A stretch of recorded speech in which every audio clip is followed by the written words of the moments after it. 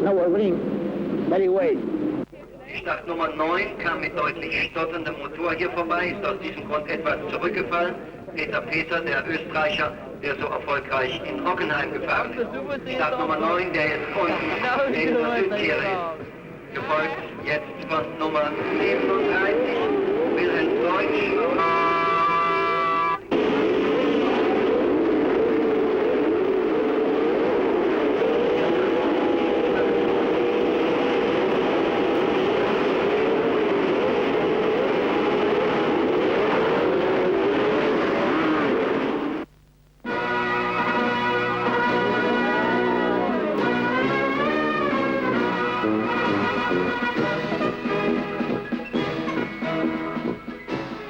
Honda are early on the scene for the German Grand Prix of 1967.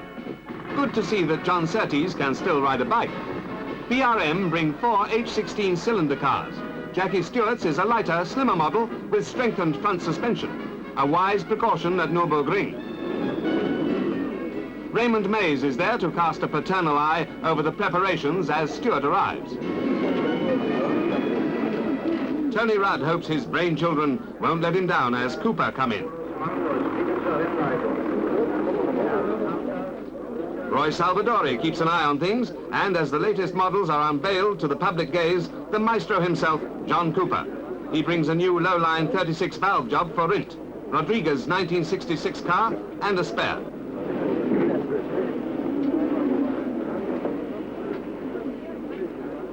The world's motoring press is here in full strength. Here's John Bolster with Gregor Grant of Autosport and Dennis Jenkinson from Motorsport. Rob Walker has a Cooper for Joe Siffert.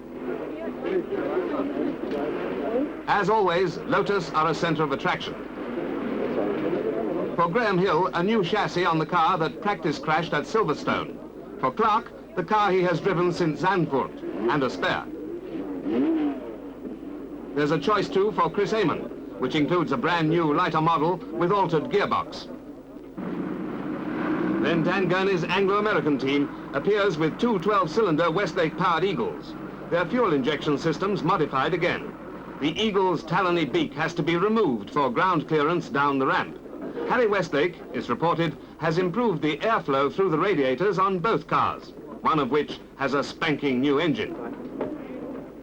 The Repco Brabants. The reigning world champion, who was also top ringmaster of 1966, and Denny Hulme, will drive the cars they raced at Le Mans and Silverstone. Joe Bonnier's Cooper Maserati arrives, well shrouded, but it doesn't take long to display its Swiss red body. Joe won here in 1960 on Porsche.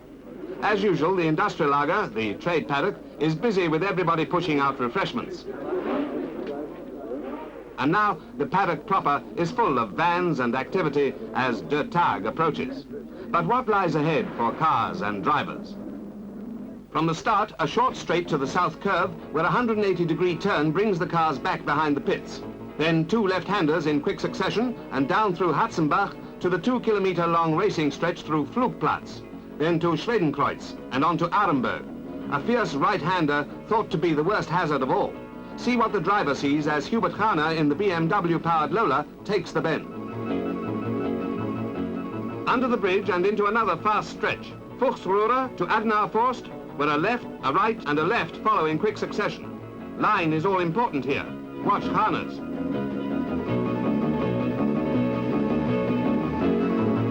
Whoops, not out of the book.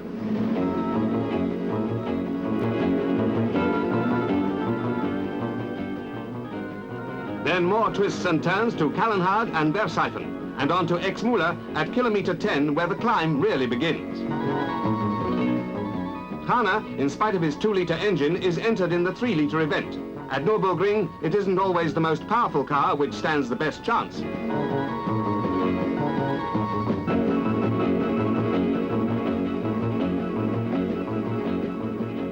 This section needs heavy braking and quick acceleration. Watch the anchors go on.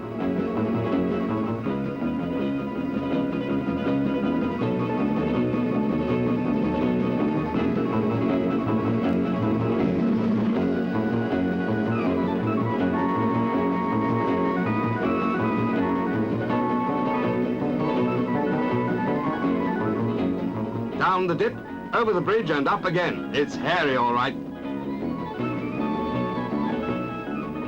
A fastest section to the right-hander at Berkwerk, nearly halfway round. Then about 2 kilometers of bumpy, fast road to the 2 right-handers leading up to the carousel. Here, Hana takes the last right before the sharply banked hairpin.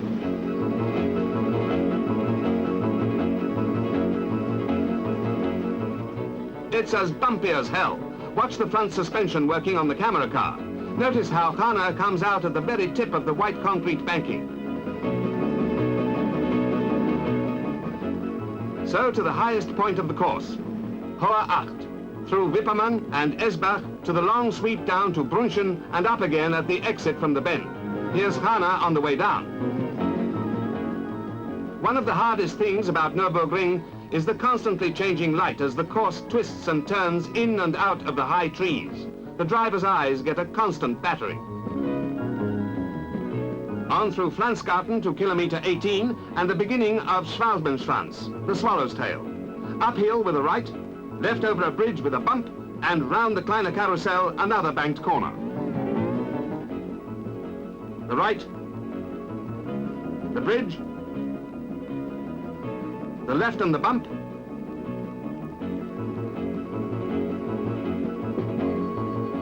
round the little carousel and away up through the trees towards the straight.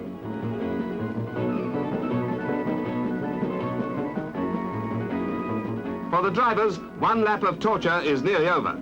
The straight, 3 kilometers of it, is real racing ground. Watch Hana go.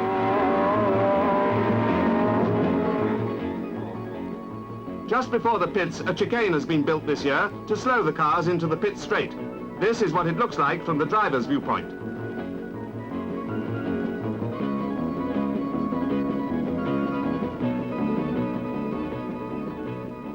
Well, that's Nürburgring. 22.8 kilometers, 174 bends. Why is the ring such a tough circuit? Well, it is 14 miles of really concentrated, hard motoring for not only the driver, but for the car.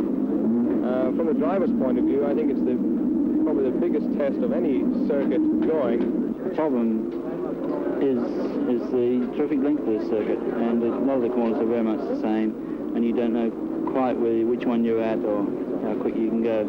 And it would take me at least another 2 meetings, I think, before I get used to it. Unless, of course, I finish this Grand Prix, then by that time I should know a bit more about it. One of the Brabhams ought to do very well. It's the right kind of car for this circuit, I think. But who knows, really. What sort of problems does this circuit present for a new car? Getting the right gearing is important, and trying to make the best compromise, getting over the real rough stuff and getting through the rough bottoming where you're apt to touch bottom. All of these things are important. One never really goes around there, I don't think, to the limit of the motor car. You're going round, jumping from one bump to another, really, and just making what you can of it. How much experience do you need to learn this circuit? I was talking to Banjo yesterday, and he probably knows as much about this place as anybody. He said every lap he ever did in his life here, he learned a little bit more. Bueno, yo considero que el circuito de Nürburgring. I think that the Nürburgring is one of the best circuits for a driver.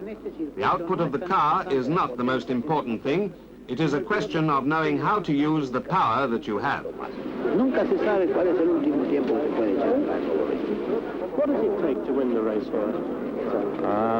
Well, actually, this is one race that requires a lot of skill, a very good motor car, and a lot of luck. Unless you've got the combination of all three, I find it's impossible to win here. It requires quite a lot to learn the circuit initially, and then, of course, you've got to learn to go racing around it, which is something quite different. The cars get a hell of a bashing and crashing. They take off the ground. They're subjected to much greater strains than they are normally on any normal racing circuit, and of course so is the driver. The 3 training periods stretch over 2 days, and the ringmasters prepare for battle. Bonnier chats with Rindt, and Eamon dresses for the show. Mike Spence, all smiles as usual, makes sure that the footwear is right. Kana and the BMW. Joe Siffert. John Surtees, winner in 63 and 64, is having bottoming troubles, and he isn't the only one. by a long chalk. Colin Chapman thinks there's a mouse inside. Who's that down there? Brakes trouble the Lotus equipe.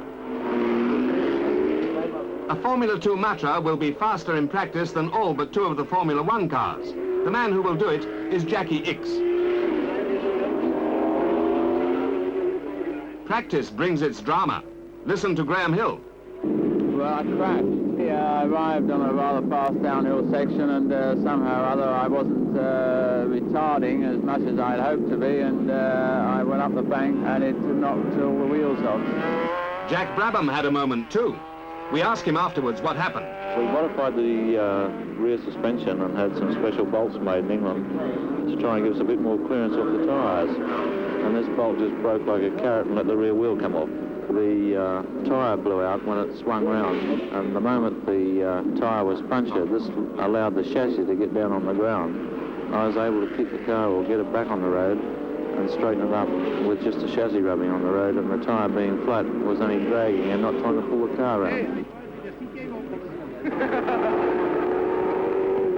Both cars get repaired through the midnight hours. I touched engine at maximum, but engine feels sometimes and once and they're not so healthy. Car handles so much better. You're not going to hold in the engine. What? You're not going to hold in the engine. Can't be jacking up. We haven't even got all the fuel in yet. I'm not phoning on these 370s for a lap or two. Which 370s? Oversteers. No, it goes okay, but when you put the gas on, the car goes steady. Listen, I haven't had any brakes yet. Thunder mode and you feel it in every gear. You can feel it through the clutch. I stood on as hard as I could, and it just all crashed again to a stop. It wouldn't hurt, but you're not going to stop it. No, because it's just coming, the lock is just coming down on the iron. He's up here somewhere. Let me see anything from Mike. Yes, he's just touring back in. Well, I'll have to do it next year. I've got to get the car running first. It handles like a beauty, but, you know, obviously it's a bit slow here.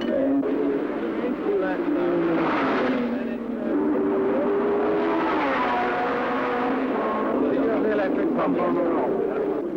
Yeah, I know well. No. I'll fix you other day. Great. So I want to for a consideration. Aye. Race day dawns in the smoke of campfires and frying sausages. The Germans take their motorsport with seriousness, but not with fasting.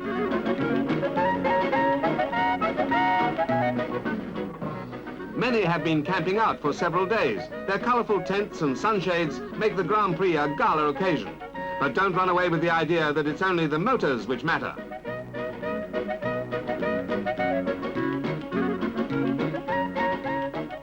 Quick workers, the Germans. But it isn't so quick driving to the circuit on race day. Inside, there's plenty to do and see while you wait for the start.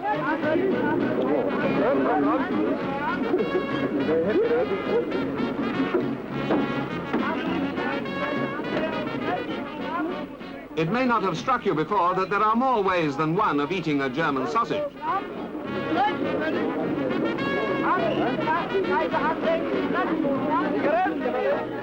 Yes, it's all a question of arriving early to enjoy the fun, and there's certainly plenty of that.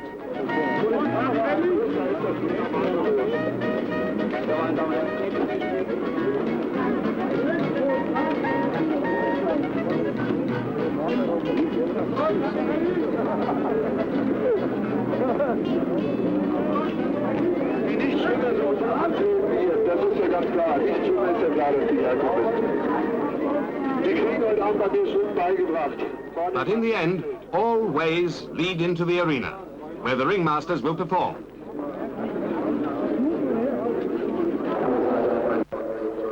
Before the big race, the crowd are entertained by a bunch of presumably sane people doing ridiculous things with motorcars.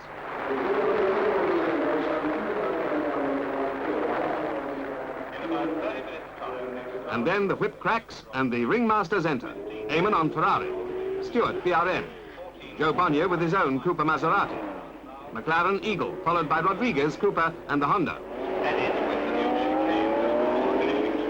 Drivers can now warm the cars up on the short length round by the south curve and back through the gate at the top of the tunnel. There's Joachim Rindt and the 36-valve Cooper Maserati.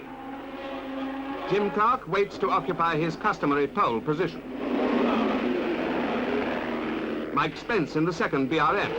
Graham hopes against hope that his bad luck is over at last. He's had more than his share this season. Colin Chapman, too, is obviously hoping just as hard.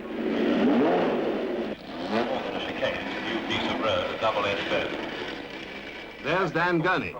Excitement rises to a crescendo as the time nears for the cars to be moved to the dummy grid. To keep the long circuit full and the customers happy, a Formula 2 event is being run concurrently, but the smaller cars are not eligible for the major prize. 17 Formula 1s and 8 Formula 2s make up the grid, the 2-litre cars behind. 15 laps, 342.15 kilometers of the toughest Grand Prix circuit in the world lie ahead.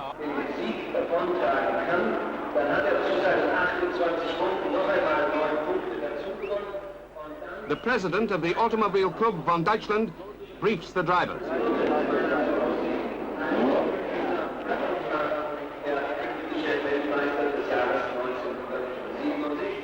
Der Österreicher, der so erfolgreich in Hockenheim gefahren ist.